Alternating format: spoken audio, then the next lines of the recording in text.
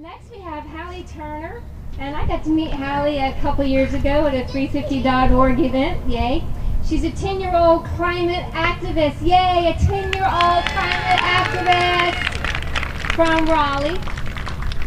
And she's been advocating for Planet Earth since she was in the 3rd grade and is currently a member of the I Matter Youth Council. Has anyone here heard of I Matter Youth Council?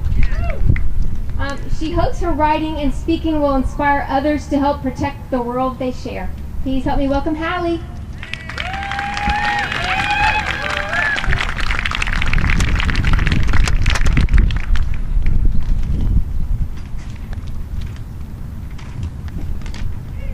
My name is Hallie. I am 10 years old and I have been interested in climate change since I was in 3rd grade when I read Al Gore's book, An Inconvenient Truth.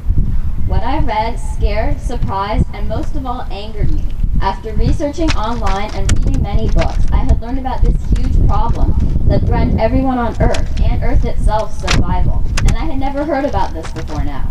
I was most angered by the fact that the government wasn't taking action towards this huge issue, or even making a big deal of letting people know it existed. I think it is such an important issue because we only have one Earth, a very beautiful Earth, and it is up to us to take care of it. When today's governmental leaders are gone, we, as the youngest generation, will inherit the planet that they have cared for, or haven't cared for. Our voices are powerful, and we can make a difference, but we also need our leaders to take action. It is up to them, from our mayors to our congressmen and women to President Obama, to decide what kind of world the children and grandchildren of tomorrow will live in. We need our leaders to act, and to act now. Australia emits 1.1% of the world's greenhouse gases. Guess how much the USA emits? The USA alone emits 30.3% of all greenhouse gas pollution in the world. That's more greenhouse gas pollution than South America, Africa, the Middle East, Australia, and Asia combined. Therefore, as Americans, it is our obligation to work as hard as we can to fix that problem by fighting global warming. If we destroy this Earth, it affects even the poorest, least polluting countries, the harmless, innocent animals, and the proud, beautiful national parks that have been enjoyed by the world for so many decades, and we won't get a second chance. In his 2013 inaugural address, President Obama said, "We will respond to the threat of climate change, knowing that failure to do so would betray our children and future generations." As the youngest generation, we need to hold him to that promise. President Obama also said, "Some may still deny the overwhelming judgment of science, but none can avoid the devastating impact of raging fires and crippling drought and more powerful storms. The path towards sustainable energy sources will be long and sometimes difficult, but Americans cannot resist this transition. We must lead it." I speak for the rest of my generation in saying this.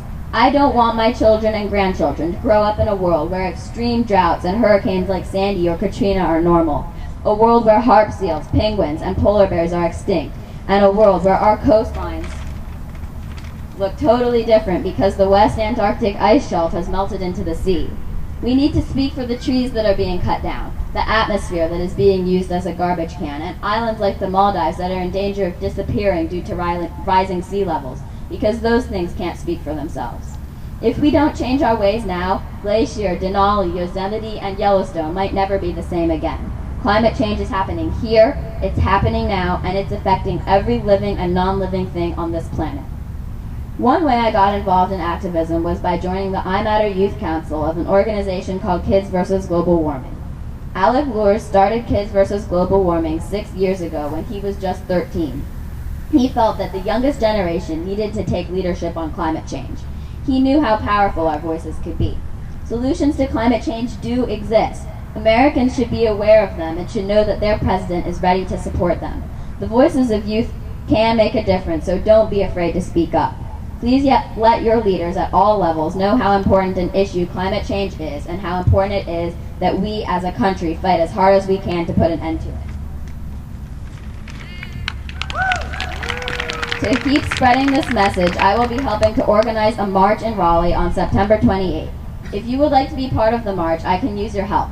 If you are interested in helping with the march, or if you would like to sign a petition to President Obama asking him to hold a summit on climate solutions, Or if you would just like to be part of a growing group of North Carolina climate activists, please meet me in front of the stage right after the Speak Out. Thank you.